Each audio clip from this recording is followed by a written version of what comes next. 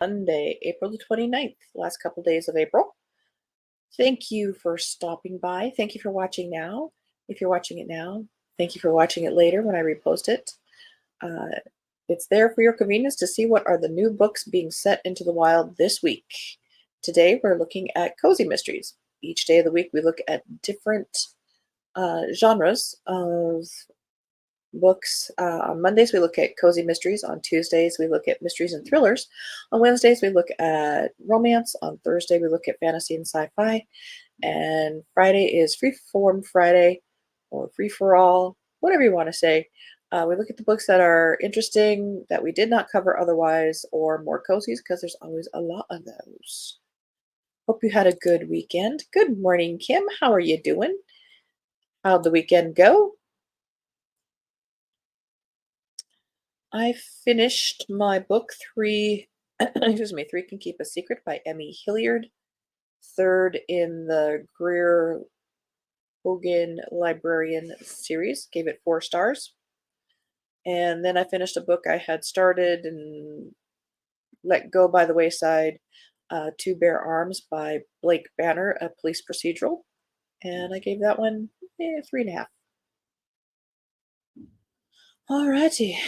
Other quick announcements. No sprints tonight on my channel. Actually, we have 2 sprints in the Killer Cozies groups today. Lee is doing it later, midday-ish, I believe, on her channel, Dark Roots Creations, to celebrate her YouTube anniversary. And then I think Sarah's doing one tonight at the regular time. My next ones are tomorrow evening at I do Tuesday and Thursday evenings at 6 p.m. Mountain Time, 8 p.m. Eastern, and then the Saturday afternoons. Kim, you're doing pretty good. That's okay for a Monday morning. Get rid of this banner. Let's hop into the cozy mysteries being released into the wild of this week. I already had one up to make sure things were going okay. Manuscript Mysteries at the Robin Hood Club by Jennifer Ashe. This is first in a series. Proposed series. There's great excitement when a previously undiscovered Robin Hood ballad manuscript, Robin Hood and the Carter, turns up in the same town as the Robin Hood Club's latest fan convention. But the Robin Hood Club's special guest, Harriet Harry Danby, writer and creator of the hit TV series Return to Sherwood, can't help thinking the discovery is rather too coincidental. With her best friend Dot at her side, Harry finds herself taken out of her quiet writing life and catapulted into a world of enthusiastic fans, actor egos, and jealous fellow authors. As the Robin Hood Club event goes underway, speculation about the new ballad grows, and then Harry notices that one of the Robin Hood Club's most devoted followers has gone missing. And this is Kindle Unlimited.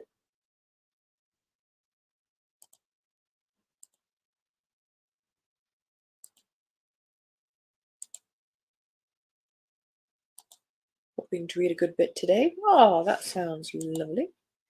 Cole says, hi, hey, how you doing? Did you have a good weekend? Ballads and Bloodshed, a Cody Cassidy cozy mystery by Dan DeConing.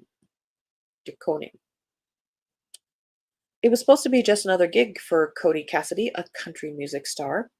As a favor to her bandmate, Bozeman James, Cody Cassidy agrees to be the opening act at an album release party for a rising star, a longtime friend of Bozeman's. Bozeman's an hour and a half away here in Montana. The concert hits a sour note when Cody discovers the star of the show dead in his bed. How did you discover that? When means, motive, and opportunity all point to Bozeman, he's arrested for the murder, and it's up to Cody to come up with another viable suspect. It's murder, music, and mayhem in this second book. Cody, Wyoming is also not too far from me.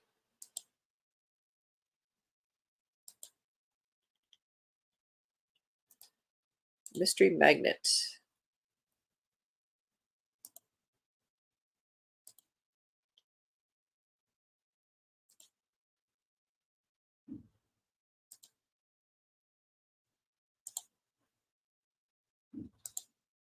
Comes out today. Came out last week in the paperback. So I think we looked at it then, because it does sound kind of familiar.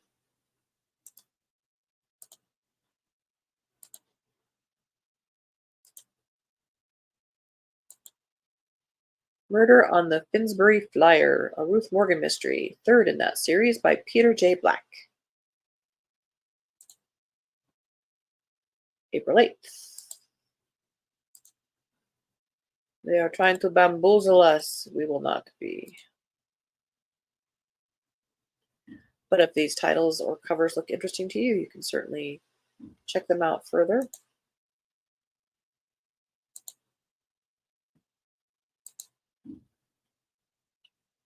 Here's one.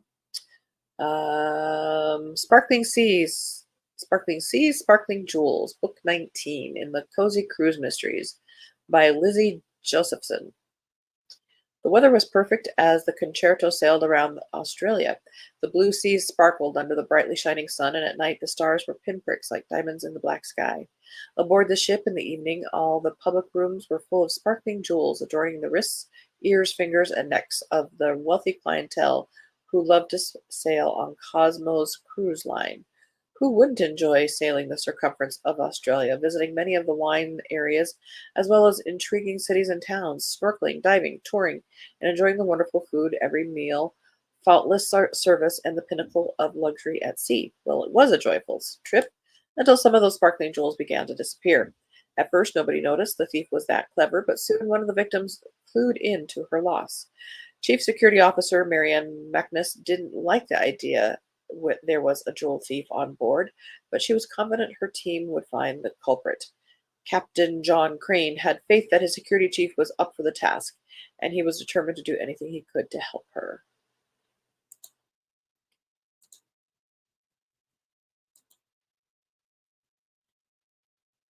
Stewed to the bone. Whoa. Sorry.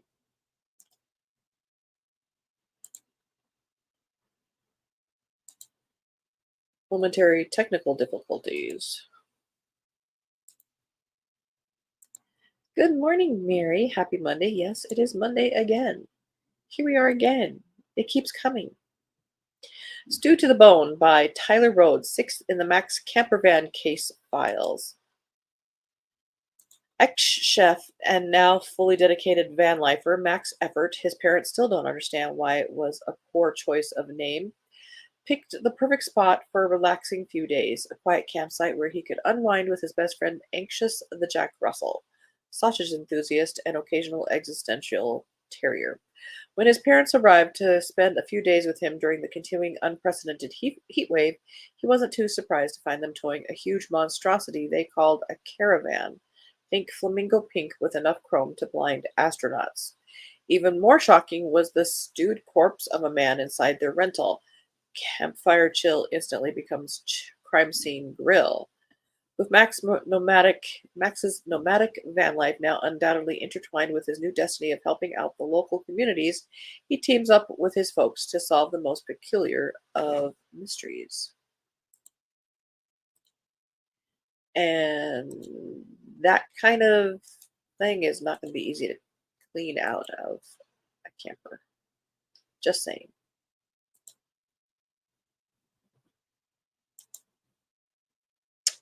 Grave New World, a Jane Ladling mystery by Gina Showalter, 7th in that series.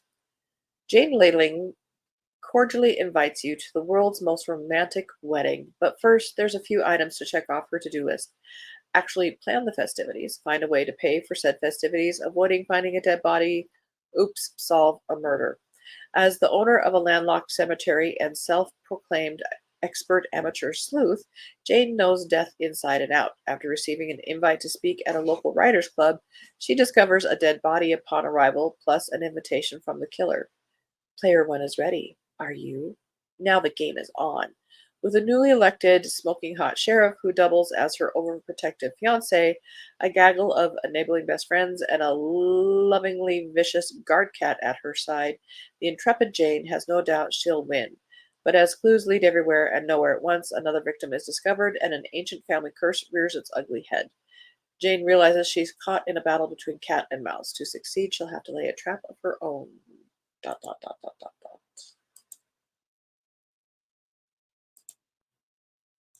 Oh my.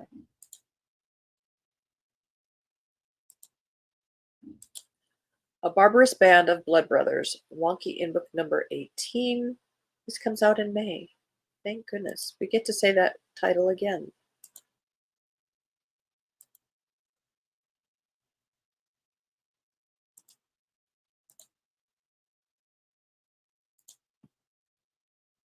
Did you have a good weekend, Mary?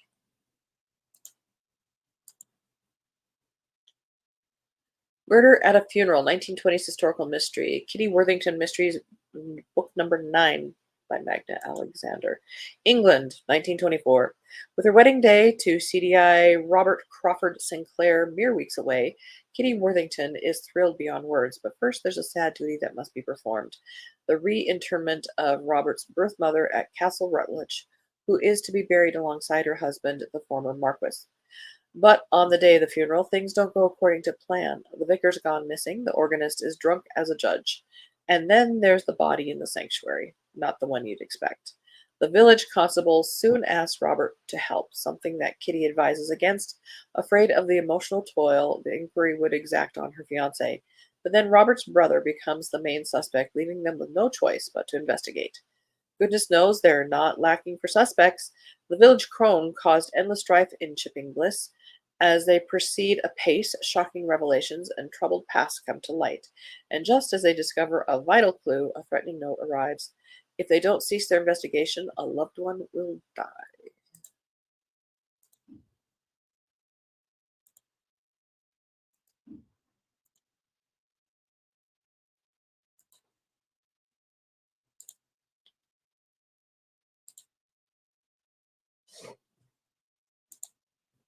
May is in 2 days? How? I know, isn't it weird? The year's going by so fast, but for me, the weeks are going slow. But it is almost May Day. Mary, yes, it was. Glad I didn't do the show on Saturday. Rained all day and you didn't have protection. Then on Sunday, had 3 trees taken down. Oh no, rotten at the core, so very dangerous. Expensive weekend, but a good one. Wow. Fine. And says, aloha. Hey, Ange, how you doing? Good morning. Mary says, yes, Kim, May is lurking around the corner and will soon emerge. We will be knee deep in summer very soon. And complaining about the heat. Trial by Fury. 8th in the Lucas Rathbone mysteries.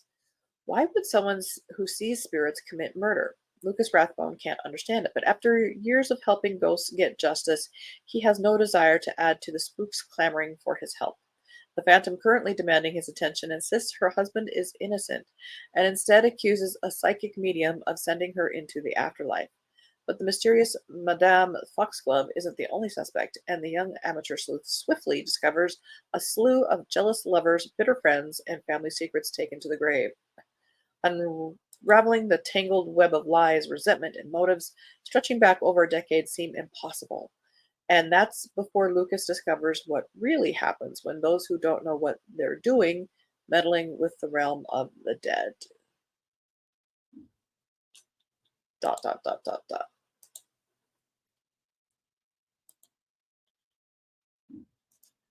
Oh, I kind of like that cover. Oh, that is a really unfortunate last name.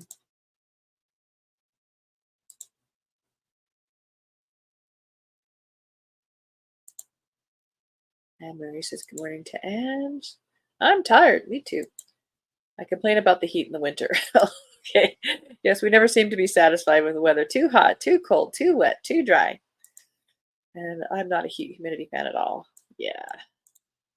Indeed. All right. Let's do it. The Crone of Elders Ablaze. Myrtlewood Crones number 3 by Iris Beaglehole. Okay. No, stop laughing. In the world of Myrtlewood, magic isn't just a myth, it's a birthright. It's Christmas Eve, and Delia's family is finally together again.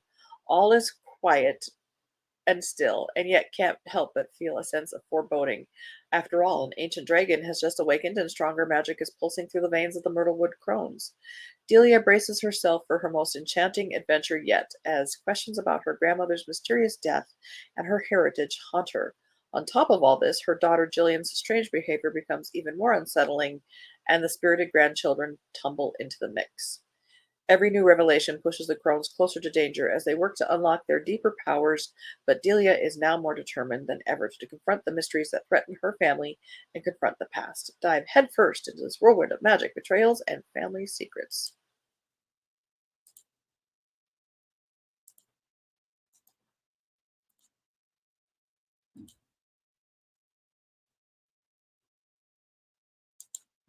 How does one get a name like that? I don't know. And if it's made up, why would you?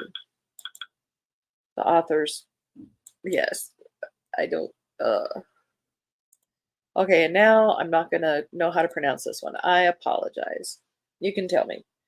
I think it's more like turquoise, but turquoise. Death and Turquoise.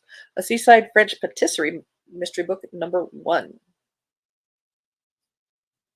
by Kat Bellamore.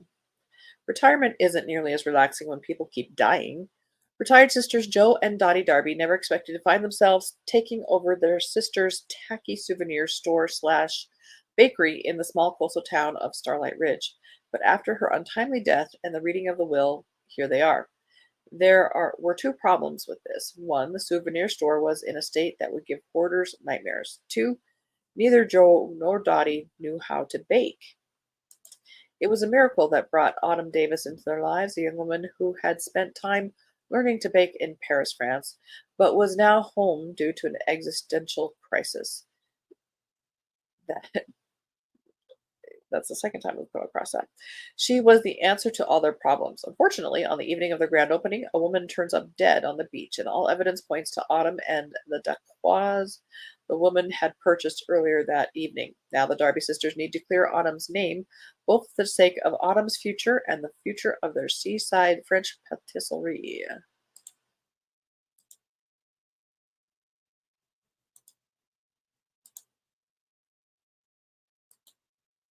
Well, so far I am not finding anything inspirational for me.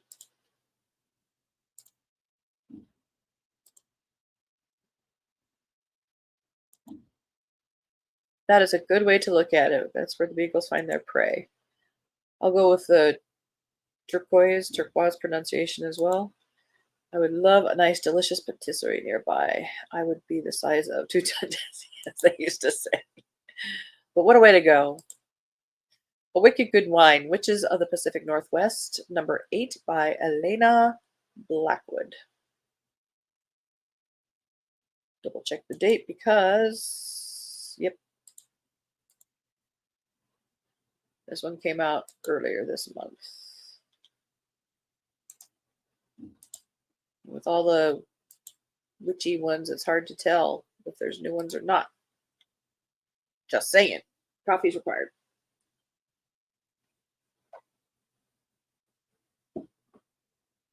3-4, Shock at the Door. Willow Oaks Inn Mystery number 3. And this came out on April 1st. Well, dang. And we don't do those. Okay, let's try this one.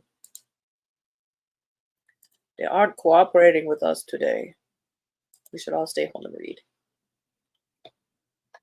The Cat and the Cadaver, a 1930s historical mystery. Lizette Darling, Golden Age Mystery Book number 4 by Colette Clark. Comes out tomorrow. Only the cheetah knows who the killer is, and she isn't talking. Hollywood, 1936. It seems like just another day of putting out fires when one of Olympus Studios' actresses goes missing. Maisie Hart is due to make an appearance on the balcony of her home for a public appearance, but seems to have vanished. Lizette Darling is put into service to find her. What results is a madcap adventure that uncovers a puzzling crime scene, a mystery that may be worth $1 million, 2 dead bodies, and a cheetah. Oddly enough, the only innocent party appears to be the cat.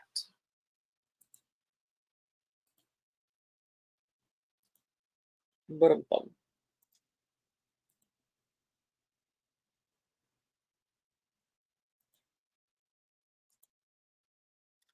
Gnomes and Necromancy, a cozy urban fantasy witch mystery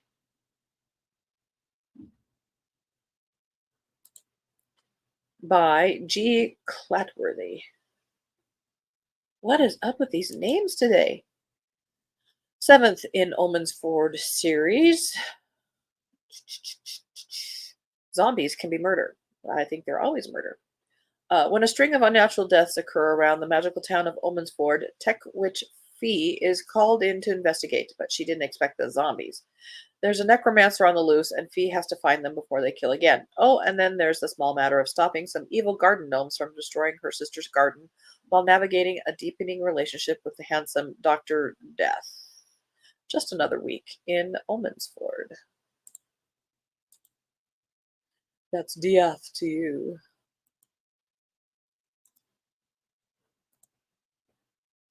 Murder at the Mansion. So far, we don't really have any big names that I'm aware of. Jesse Harper Paranormal Cozy Mystery by K.J. Cornwall, third in that series. When a wealthy widow's life is put in danger and a mysterious amulet holds the key to the culprit, what are we, Nancy Drew? Jesse Harper and George Jenkins at the Dale Street Private Investigations Agency must use their wits and the help of Khan, a talking cat, I'm out, with magical powers to unravel the mystery and save her. It's the 1930s in Liverpool, England, and Jesse Harper and George Jenkins are partners in the Dale Street Private Investigators Agency, a small but successful business that specializes in solving crimes that the police can't or won't handle, usually because of paranormal connections to the crimes. They are hired by Lady Evelyn Montague, a wealthy and eccentric widow who lives in a mansion on the outskirts of Liverpool. She claims that someone is trying to kill her and that she has received several threatening letters. Later, a guest at her mansion is murdered. With the help of Khan, Jesse's feline companion, who is a talking cat with magical powers, they must unravel the mystery before the killer strikes again. Along the way, they must deal with a host of suspects, including Lady Evelyn's greedy relatives, her shady lawyer, her mysterious maid, and the eccentric friends. They will also have to face their own feelings for each other, which they have been hiding for a long time. With help from Detective Sergeant Bill Roberts of the Liverpool City Police and using their wits, Jesse and George must find out who is behind the plot and what is the secret of a mysterious amulet before it's too late. Dot, dot, dot. Well, that's all we have time for. Hopefully, we have things that are more inspirational tomorrow. But we have to look. That's the only way we're going to know.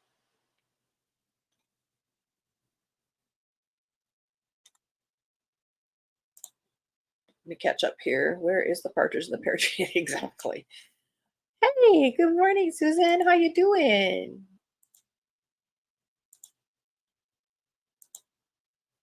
Kim says she loves summer. Well, you are the baseball fanatic. I'm not surprised.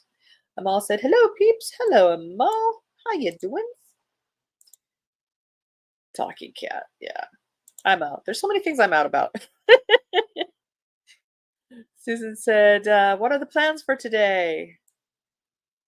You know my plans. I'm working. And said, I love crafting during the summer, inside, in the air conditioning. Smart, smart lady. Kim said, sorry I'm quiet today. My back is killing me. Oh, no, no, no. You need to rest and read. And so I'm going to work soon. Yeah, me too. I have to go pick up the mail on the way. Susan said, Kim's so sorry. Mary, I have a busy day, a massage. Oh, wow. Errands, and then a birthday dinner for a friend tonight. Oh, nice. Great way to start the week. Absolutely. And a sale. Laundry, preparing to dog sit next week. Oh, what kind of dog? And she says, oh, nose, I know about back pain. Sorry to hear it's got you. Yeah. I'm on an online class, so I will mute you soon. Sorry. That's okay. We're signing off. I got to get going here.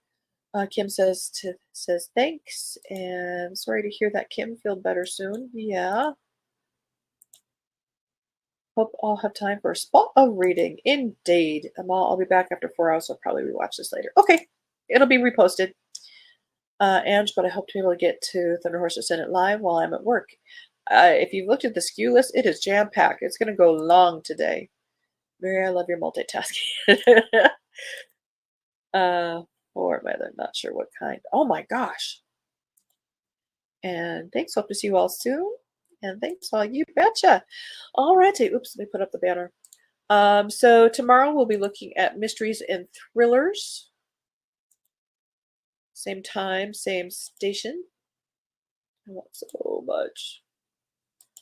Gotcha. Okay. I don't have sprints tonight. My next sprints are tomorrow night at 6 p.m. Mountain Time, 8 p.m. Eastern. I do them every Tuesday and Thursday evening and Saturday afternoons.